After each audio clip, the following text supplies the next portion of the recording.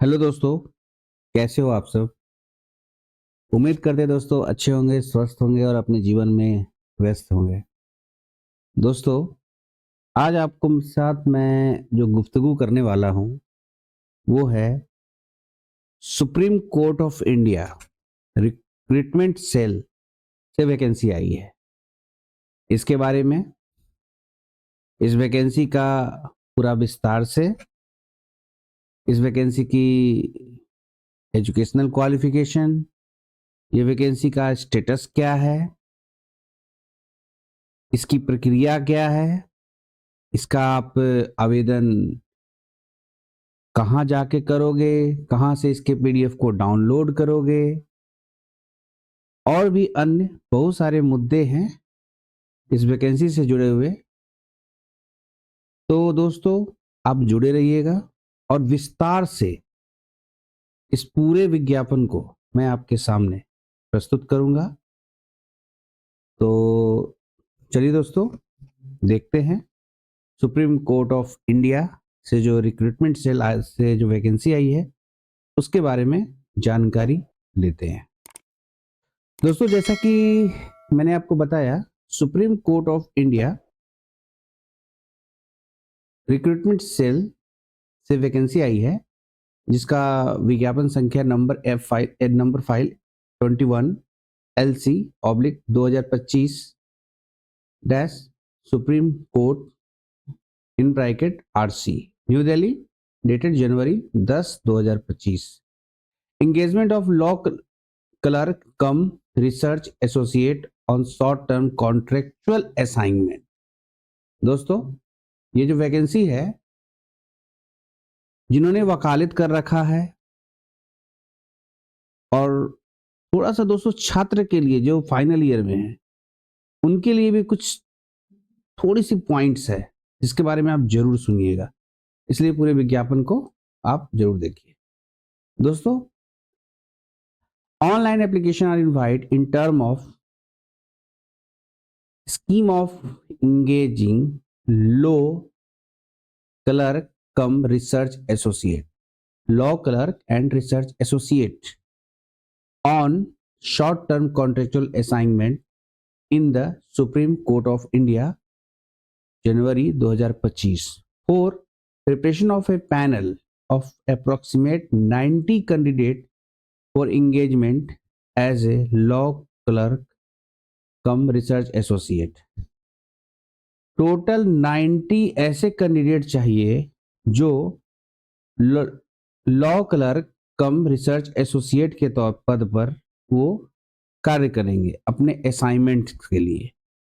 दोस्तों, इस असाइनमेंट के लिए the court of India purely on contractual assignment initially on A consolidated remuneration of 80,000 rupees per month for assignment term 2025 से 26 के बीच में आपको मिलेगा। तो आपका पद हो गया क्या,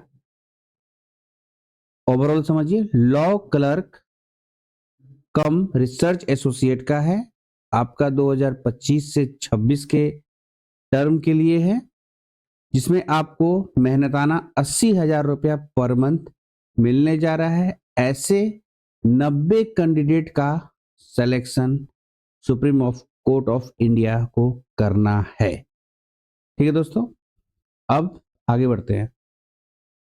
अब दोस्तों देखिए, सिलेक्शन का एक ओवरऑल कुछ लिखा है जिसके बारे में आपको मैं बताता हूं। The selection will be made subject to fulfilment of the following essential qualification other eligibility condition. दोस्तों, एसेंशियल क्वालिफिकेशन और एलिजिबिलिटी कंडीशन क्या रहेगा इस law clerk cum research associate का, इसके बारे में आपको जानकारी मैं दे रहा हूं, ध्यान से सुनिएगा। देखिए दोस्तों, ये पूरा over it is made clear that engagement of law clerk cum research associate in a full time assignment purely contractual in nature. दोस्तों, ये जो लिखा है ये सारा इसके बारे में है चयन निम्नलिखित आवश्यक योग्यताओं और अन्य पात्रता शर्तों को पूरा करने के अधीन किया जाएगा। यह स्पष्ट है कि law clerk cum research associate के रूप में नियुक्त एक पूर्णकालीन असाइनमेंट है जो पूरी तरह से संविदात्मक प्रवृत्ति की है। यह चयनित उम्मीदवारों को भारत के सर्वोच्च न्यायालय में नियमित नियुक्ति ऑब्लिक सेवा में नियंत्रण का दावा करने का कोई अधिकार नहीं देता है। ठीक है दोस्तों, ये यहां तक का पूरा मीनिंग है। इसके अलावा फर्दर सच एंगेजमेंट में बी टर्मिनेटेड बाय द, मतलब ऐसे संलिग्न अगर इस तरह के मामलों में आप लिप्त पाए गए तो रजिस्ट्री द्वारा किसी भी समय निर्धारित नोटिस के साथ समाप्त किए जा सकता है एवं लॉ क्लर्क के रूप में आपके कार्यकाल के दौरान कोई अन्य, आप अगर देखिए यहां लिखा है a law clerk will not accepted any other assignment, जब तक आप लॉ क्लर्क के रूप में आप काम कर रहे हो तब तक अन्य असाइनमेंट स्वीकार नहीं करेंगे। वे लॉ क्लर्क के रूप में अपनी नियुक्ति अवधि के दौरान किसी भी न्यायालय में वकील के रूप में अभ्यास नहीं करेंगे। ठीक है दोस्तों, कहने का मतलब यह स्पष्ट रूप से लिख दिया है कि एडवोकेट, देखिए, they shall not practise as advocate in any court of law during the course of their assignment term as law clerk. ठीक है दोस्तों, आगे बढ़ते हैं। आगे हम देखते हैं कि एसेंशियल क्वालिफिकेशन क्या चाहिए। ठीक है, आवश्यक योग्यता, the candidate must be a law graduate होना चाहिए in bracket before taking up the assignment as law clerk, having a bachelor degree in law in bracket include integrate degree course in law, bachelor degree in law from any school, colleges, university, institution established by law in India and recognized by the Bar Council of India for enrollment as a advocate। दोस्तों, उम्मीदवार को भारत में कानून द्वारा स्थापित और बार द्वारा मान्यता प्राप्त किसी भी स्कूल, कॉलेज, विश्वविद्यालय, संस्था से कानून में स्नातक की डिग्री के साथ लॉ ग्रेजुएट होना चाहिए। एक वकील के रूप में नामांकन के लिए बार काउंसिल ऑफ इंडिया, ठीक है, में भी आप से के थ्रू रिकॉग्नाइज्ड होने चाहिए। आगे बढ़ते हैं दोस्तों, सेकंड पॉइंट है the candidate studying in the 50 year of the 5-year integrate law course of or the 3rd year of the 3-year law course after graduation in any stream will also be eligible to apply। देखिए दोस्तों, अब छात्र के लिए भी कह रहा है जो 3rd ईयर के लिए है, किसी भी स्ट्रीम में स्नातक होने के बाद 5 वर्ष इंटीग्रेटेड, ठीक है, इंटीग्रेटेड लॉ कोर्स के 5वें वर्ष तथा 3 वर्ष ये लॉ कोर्स के तीसरे वर्ष में अध्ययन करने वाले उम्मीदवार भी आवेदन करने के लिए पात्र होंगे, बशर्ते कि वे प्रवेश लेने से पहले कानून योग्यता, ठीक है, देखिए, subject to furnishing proof of acquiring law qualification, ठीक है, मतलब प्रवेश जैसे 3rd ईयर में है, वे प्रवेश लेने से पहले कानून योग्यता प्राप्त करने का प्रमाण प्रस्तुत करें law clerk cum research associate के रूप में असाइनमेंट। ओके, मतलब अगर आप एक लॉ होता है इंटर्नशिप लॉ 5वें वर्ष या 3 वर्षीय लॉ का तीसरा वर्ष का जो छात्र होंगे वो भी एलिजिबल होंगे, लेकिन उससे पहले उनके पास कानून का प्रमाण पत्र ये कानून योग्यता प्राप्त करने का प्रमाण पत्र होना चाहिए। ठीक है दोस्तों, यहाँ स्पष्ट रूप से लिखा है ना कि जो मैंने बता दिया आपको। तो तीसरा कंडीशन, ठीक है दोस्तों, थर्ड कंडीशन। अब थर्ड कंडीशन क्या हुआ? The candidate must have research and analytical skills. अब जो कैंडिडेट है उसके पास रिसर्च एंड एनालिटिकल स्किल होना चाहिए, रिटन एबिलिटी होना चाहिए एंड नॉलेज ऑफ कंप्यूटर का भी होना चाहिए, include retrieval of desirable information from various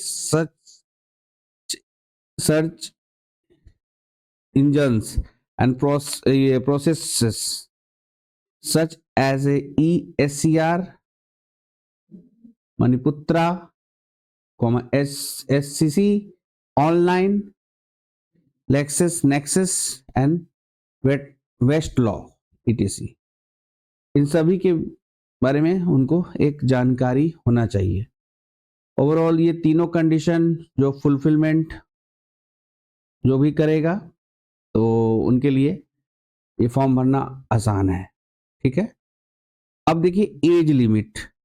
उम्मीदवार the candidate must not be below the age of 20 year and above 32 year age on 7/2/2025। उम्मीदवार की आयु 7/2/2025 को 20 साल, 20 वर्ष से कम और 32 वर्ष से अधिक नहीं होना चाहिए। ठीक है दोस्तों, अब कैसे सिलेक्शन होगा इसके बारे में। The selection process shell be conducted in 3 phase. Phase part 1 है, 3 फेजों में सिलेक्शन प्रक्रिया पूरा होगा। पार्ट 1 में मल्टीपल चॉइस बेस्ड क्वेश्चन रहेगा, ठीक है, टेस्टिंग रहेगा, testing the candidate ability to understand and apply the law and comprehension skill. ठीक है, इतना रहेगा पार्ट 1 में। पार्ट 2 में क्या रहेगा? पार्ट 2 में subject written English examination, covering writing and analytical skill. Part 3 part 1 में, पार्ट 2 में, पार्ट 3 आपको बता रहे हैं जिसमें इंटरव्यू होगा। Detail of the pattern of examination, minimum qualification standard, term and condition of contractual assignment are given in the scheme of engagement law clerk cum research associate on short term contractual assignment in the Supreme Court of India 2024 available on the website of the Supreme Court of India। मतलब ये आपका पूरा detail supreme Court of India मतलब www.sci.gov.in पर भी उपलब्ध है। समझ में आ गया दोस्तों? पार्ट 1 में क्या किस किस सब्जेक्ट पर आपसे क्वेश्चन पूछे जाएंगे, पार्ट 2 में भी, और पार्ट 3 जो तो इंटरव्यू है। दोस्तों आगे बढ़ते हैं। Choice of test centre, part 1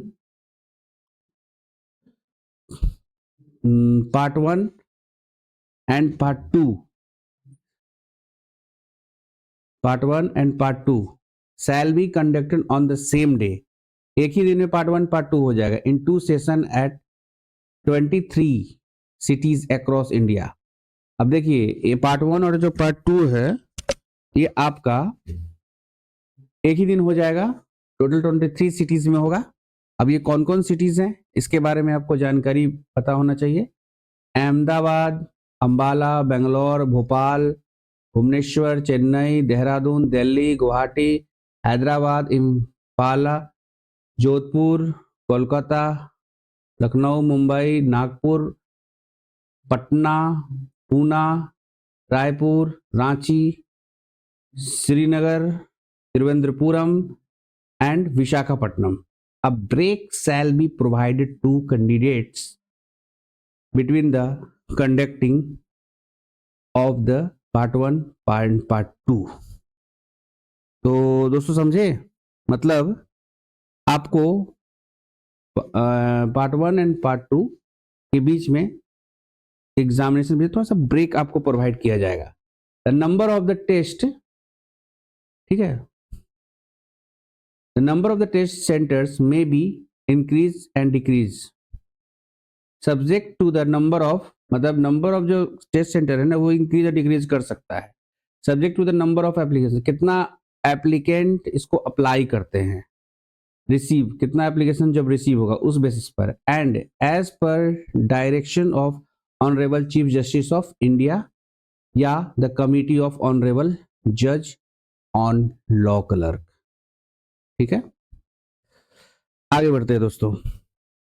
update of examination, update of examination क्या रहेगा, written examination in connection with engagement as a law clerk cum research associate to be held on 9/3/25 part 1 examination will be conduct is online mode, online mode में examination रहेगा, ठीक है, 9/3/25 को, and a question paper for part 2 examination will be visual on computer screen and candidate have to write answer in pen paper mode।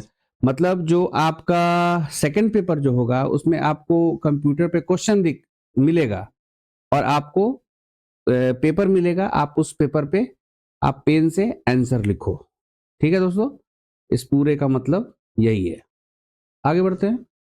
Model answer की will be uploaded on the website, जो model answer की है uploaded on the website 12 बजे हो जाएगा, नून on 10/3/2025 को। ठीक है, एग्जाम कब हो रहा है, 9/3/2025 को, और 10/3/2025 को आपको आंसर की अपलोड हो जाएगा, एंड विल बी अवेलेबल किस पर होगा, सुप्रीम कोर्ट ऑफ इंडिया के साइट पर, जो मैंने आपको कुछ देर पहले बताया। Will be available till 11:59 PM को तक अवेलेबल रहेगा ऑन 11/3/2025 4/25। ठीक है, 11/3/2025 को 11:59 PM तक अवेलेबल रहेगा कौन साइट पर। और इनवाइटिंग ऑनलाइन ऑब्जेक्शन, आपको ऑनलाइन ऑब्जेक्शन के लिए भी इनवाइट किया जाएगा, इफ एनी, कोई भी अगर हो तो, from the candidate related to part 1 multiple choice based question, जो पार्ट 1 होगा वो मल्टीपल चॉइस बेस्ड क्वेश्चन होगा, तो payment of charge 100 rupees per question which will be refunded to the candidate if the objection is found to be valid. आपको ये भी मौका मिलेगा कि आप 11/3/25 11 लेवल रहेगा, 11/3/25 को आप ऑब्जेक्शन डाल सकते हैं, मल्टीपल चॉइस क्वेश्चन जो होगा पार्ट 1 का, उस पर क्वेश्चन पर आपको 100 रुपया मिलेगा अगर वो गलत मिल गया तो।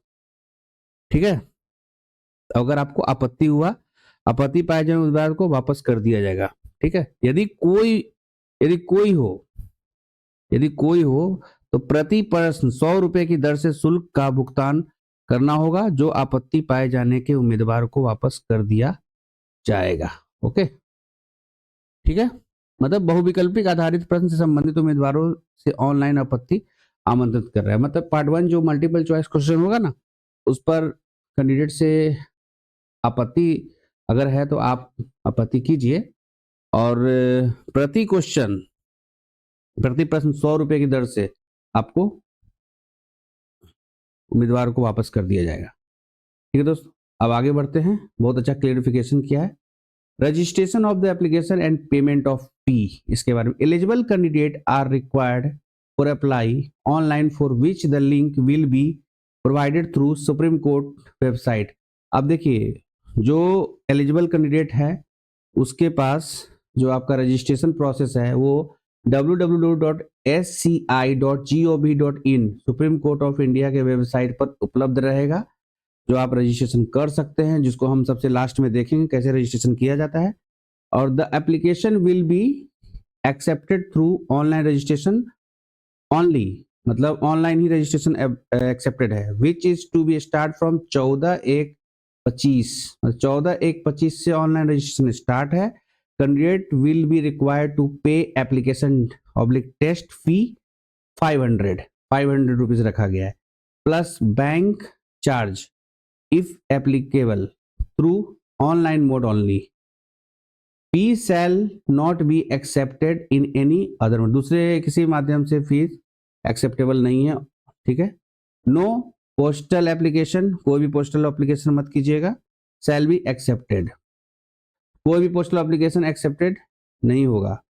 The fee shell be paid online through payment gateway provided by UCO bank, वो यूको बैंक को दिया गया है कि आप जो पेमेंट गेटवे है उसको आप प्रोवाइड करें, ठीक है दोस्तों।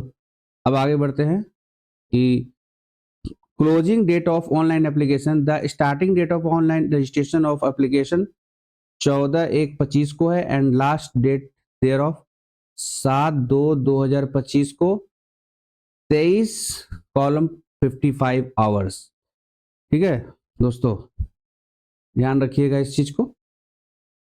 आगे बढ़ते हैं, अब थोड़ा कुछ जनरल इंस्ट्रक्शन को हम लोग पढ़ लेते हैं थोड़ा तेजी में, ठीक है। और जनरल इंस्ट्रक्शन क्या है उसके बारे में थोड़ा जानकारी लेते हैं। The applicant would be admitted to the written test on the basis of the information furnishing by them in their application form. There are thereof advised to ensure the fulfillment eligibility condition before applying। मतलब इस जो one है इसके बारे में आपको मैं बता दूं, आवेदकों को उनके आवेदन पत्र में दी गई जानकारी के आधार पर लिखित परीक्षा में प्रवेश दिए जाएगा, इसलिए उन्हें सलाह दी जाती है कि वे आवेदन करने से पहले यह सुनिश्चित कर ले कि वे सभी पात्रता शर्त को पूरा करते हैं। यदि कोई उम्मीदवार गलत जानकारी देता हुआ पाया जाता है या पात्रता की किसी भी शर्त को पूरा नहीं करता है तो ऐसे आवेदक की उम्मीदवारी रद्द कर दी जाएगी और इस संबंध में किसी भी पत्राचार पर विचार नहीं किया जाएगा। दोस्तों ये ध्यान रखिएगा, correspondence in the regarding would be entertained. दोस्तों ये ध्यान रखिएगा, ये सुप्रीम कोर्ट इंडिया का है, तो जो आपको इंस्ट्रक्शन दिया गया है उसको फॉलो करना है। दूसरा है ये इश्योरेंस ऑफ एडमिट कार्ड। परीक्षा के प्रवेश पत्र जारी करने से चयन का कोई अधिकार नहीं मिलता। परीक्षा के लिए प्रवेश पत्र जारी करने से चयन का कोई अधिकार नहीं, मतलब प्रवेश पत्र जारी होता है तो चयन का अधिकार नहीं। एडमिट कार्ड का मतलब होता है एग्जामिनेशन देने, ठीक है। थर्ड है उम्मीदवार को the candidate will require to upload the scan copy of his recent photograph, वही दो सारे एग्जामिनेशन में होता है। उम्मीदवार को इस उद्देश्य के लिए दिए गए लिंक पर प्रदर्शित निर्देश के अनुसार ऑनलाइन आवेदन पत्र पर अपनी हालिया तस्वीर और हस्ताक्षर के स्कैन की हुई प्रति अपलोड करनी होगी।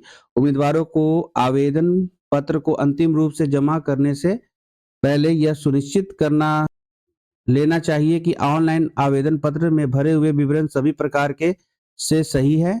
एक बार जमा किया गया आवेदन वापस नहीं लिया जा सकता है या संशोधित नहीं किया जा सकता है।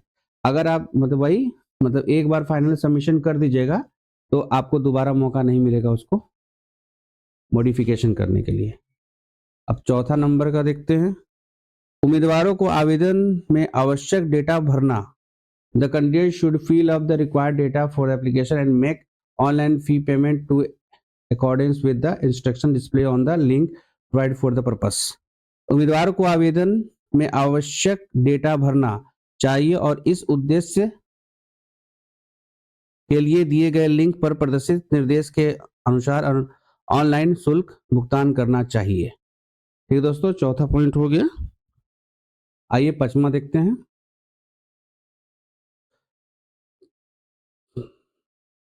On submission application online, a candidate will get a preview of application with application number. Online आवेदन जमा करने पर उम्मीदवार को आवेदन संख्या के साथ आवेदन का पूर्ण अवलोकन मिलेगा। उम्मीदवारों को सलाह दी जाती है कि वे अपने रिकॉर्ड के लिए भरे हुए आवेदन का प्रिंट आउट प्राप्त कर ले। ठीक है, जो आप आवेदन भरिएगा उसका प्रिंट आउट। छठा नंबर है कि the candidate should retain his her application number carefully for the general of admit card, call letter for other information regarding the written test and interview. Online ये उम्मीदवार को प्रवेश पत्र ऑब्लिक कॉल लेटर तैयार करने और लिखित परीक्षा साक्षात्कार आदि के संबंध में किसी भी अन्य जानकारी के लिए अपना आवेदन नंबर सावधानी से रखना चाहिए। ठीक है दोस्तों। सातवां है in case any candidate submit more than one application he or she must note that the application last is submitted will only be entered। इस 7वां नंबर का जो लिखा है वो है यदि कोई उम्मीदवार एक से अधिक आवेदन पत्र जमा करता है तो उन्हें ध्यान देना चाहिए कि अंतिम बार जमा किया गया आवेदन ही रजिस्ट्री द्वारा स्वीकार किया जाएगा। पिछले आवेदन या आवेदनों को स्वीकार करने का अनुरोध करने वाले किसी भी पत्राचार पर रजिस्ट्री द्वारा विचार नहीं किया जाएगा।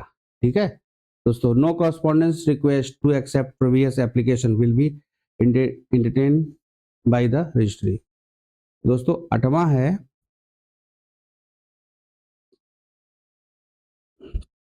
उम्मीदवार ये candidate must note that fee once paid will not be refund in any circumstances. करने का मतलब उम्मीदवार को ध्यान देना चाहिए कि एक बार भुगतान किया गया शुल्क किसी भी परिस्थिति में वापस नहीं किया जाएगा। 9वां है मतलब ये कह रहा है कि जो आवेदन निर्देशों का अनुपालन नहीं करते उन्हें सरसरी तौर पर अस्वीकार कर दिया जाएगा। 10वां है कि all right regarding the contractual engagement of law clerk reserved with the competent authority supreme Court of India new Delhi. Law clerk की संविधात्मक नियुक्ति के संबंधित सभी अधिकार सक्षम पदाधिकारी भारत के सर्वोच्च न्यायालय नई दिल्ली के पास सुरक्षित रहेगा। ठीक है दोस्तों। 11वां नंबर है आपका 11 final engagement will be subject और to be candidate fulfilling the eligibility condition verification of the academic certificate and other required formalities। दोस्तों ये सब में रहता है अंतिम नियुक्ति उम्मीदवार या उम्मीदवारों द्वारा पात्रता शर्तों को पूरा करने उनके शैक्षणिक ये 11वां नंबर है शैक्षणिक प्रमाण पत्रों के सत्यापन और अन्य आवश्यक औपचारिकताओं के अधीन होगा। ठीक है। 12वां नंबर है रिजर्व। तो यदि आवश्यक हो तो रजिस्ट्री बिना कोई नोटिस जारी किए चयन प्रक्रिया को रद्द प्रतिबंधित विस्तारित संशोधित परिवर्तित करने का अधिकार सुरक्षित रखेगा। ठीक है। 13 in case of any dispute and legal jurisdiction will be Delhi. किसी विवाद के मामले में कानूनी क्षेत्राधिकार दिल्ली को है। दोस्तों आगे है the candidate should bear in mind while applying for contractual assignment that they will be required to work even at odd hours and no holiday in exigency of work। संविदा असाइनमेंट के लिए आवेदन करते समय उम्मीदवारों को यह ध्यान रखना चाहिए कि उन्हें काम की आवश्यकता के दौरान विषय समय और छुट्टियों पर भी काम करना होगा। ये हो गया कि जब आपका सिलेक्शन हो जाएगा तो है कि छुट्टी भी होगा तो भी आपको काम करना होगा। लास्ट में है no TADA shall be paid to be condition for appearing in written exam. लिखित परीक्षा में उपस्थित होने के लिए उम्मीदवार को कोई TADA का भुगतान नहीं किया जाएगा। दोस्तों ये रजिस्ट्रार जो है उसका human resources supreme Court of India का जो आपको मैंने सारी जानकारी बता दी लगभग विस्तार से आपको सारी जानकारी दिया है और इसको आप इस पूरे विज्ञापन को ठीक से पढ़े समझे और अप्लाई करें। और दोस्तों आपको मैं बता देता हूं कि ये फॉर्म आपको डाउनलोड कहां से होगा। तो चलते हैं सुप्रीम कोर्ट ऑफ इंडिया के वेबसाइट पर।